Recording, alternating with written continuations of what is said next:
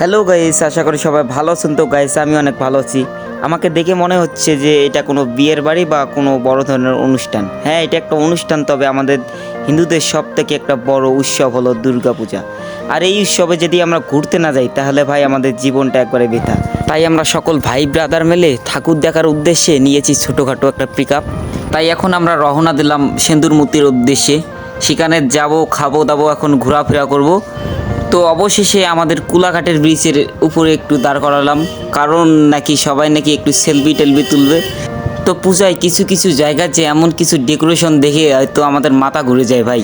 তো এগুলো দেখে আবার আফসোস মনে হয়, যদি আমাদের এলাকায় যদি এরকম একটা পূজা হইতো তো আর কোনোখানে আমাদের ঘোরা লাগতো না। বিভিন্ন জায়গার মানুষ আসতো আমাদের গ্রামে। তো ঘুরতে ঘুরতে যেন রাত হয়ে গেল, তাই আমরা একটু দাঁড়ালাম। এখন চলে আসলাম যে কুড়িগ্রাম রাজারহাট তালতলার মধ্যে।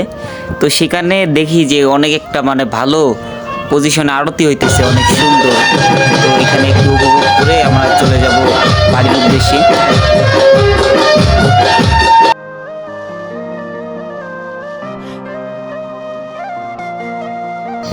এখন বাজে রাত 12টা, তো অনেক রাত হয়ে গেছে। তো এখন আমরা বাড়ির পথে রওনা দিচ্ছি।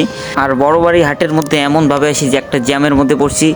তো এই জ্যাম ছাড়তে লাগছিল এখানে প্রায় 1 ঘন্টা খানিক। তো এখানে আমাদের রাত 1টা বাজে। তো আমার ভিডিওটা এখানে শেষ করলাম। সবাই ভালো থাকবেন, সুস্থ থাকবেন, টাটা।